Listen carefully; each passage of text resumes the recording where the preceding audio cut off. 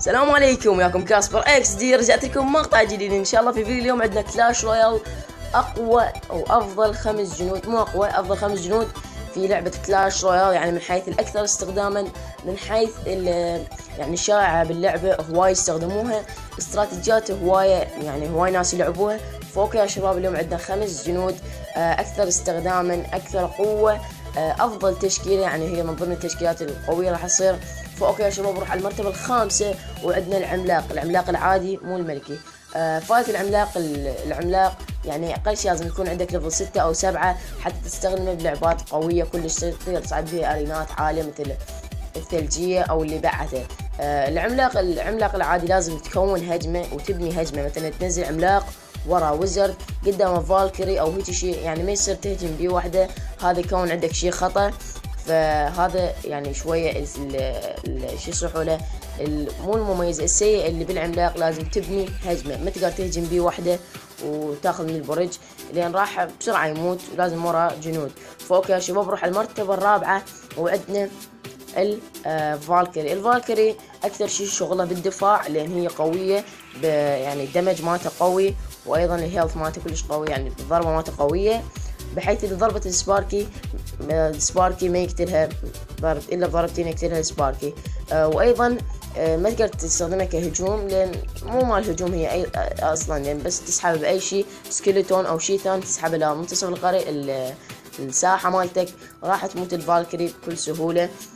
فلازم تكون هجمه مثلا قدامها ووراها هوك او شيء ثاني حتى تنظف لك قدام الهوك او الاشياء الدفاعات راح تطلع لك.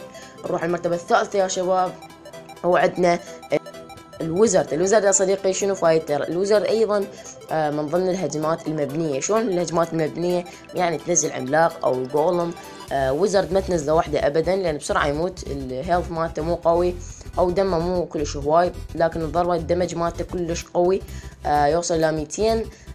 لازم تخليه من ضمن الهجمات المبنيه. فائدته انه مثلا تنزل عملاق، مثلا يجيب لك اشياء مثل جوبلينز، بسرعه راح يطلعون جوبلينز او مينيونز، بسرعه يطلعون بضربه واحده راح يطلعون هذول المينيونز او الاشياء الخفيفه، او حتى لو بربري، يعني 4 ضربات راح يطلعون هذول البربريان.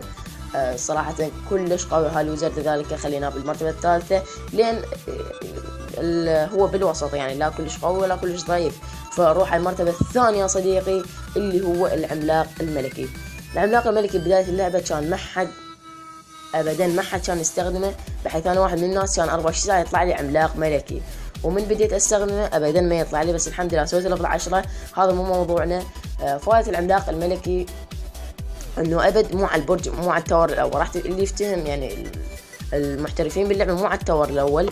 يعني مثلا بس تفلش التاور الاول، يعتبر التاور الثاني مال الخصم تفلش، لان العملاق الملكي المدى مالته كلش بعيد، يعني يضرب من بعيد، بحيث بس تنزله راح يضرب التاور الثاني، مو مثل الهوك او شيء ثاني اللي يوصل يم التاور. فهذا مميز من مميزاته، يعني فقط تنزله شيء خرافي، بعتبر التاور الثاني تفلش، بحيث بس تنزله حتى لو يتدمج، حتى لو برابره فوقه، اقل شيء ياخذ 500 من التاور، 500 400 من التاور اذا كان عندك ليفل عالي. فهذا احد مميزاته. ونروح على المرتبه الاولى يا صديقي. هسه انا راح اقول لكم تخمن ببالك شنو اللي راح يصير المرتبه الاولى. تخلي فد جندي ببالك انه يا هو الجندي اللي راح اختاره. طبعا هذا يعني بدون ليجندري، ما راح نخلي اي ليجندري لان يعني هواي ناس ما يطلع لهم ليجندري او شيء ثاني. فراح اقول لكم المرتبه الاولى يا صديقي عندنا الهوغ رايدر اكثر جندي يستخدمه بهذه اللعبه، بحيث التور مال الخصم حتى لو تدمج هواي، اول تالي يضربك التور ضربه ضربتين 3 ويا الزاب راح تضمن ضربتين.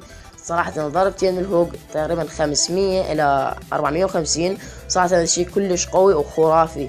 أوكي يا شباب، هذه هي أفضل 5 جنود. يعني هذه سلسلة جديدة بالقناة راح تستمر. أتمنى منكم الدعم واللايكات والاشتراكات. كان معكم كاسبر اكس دي، نلقاكم في مقطع جديد. السلام عليكم.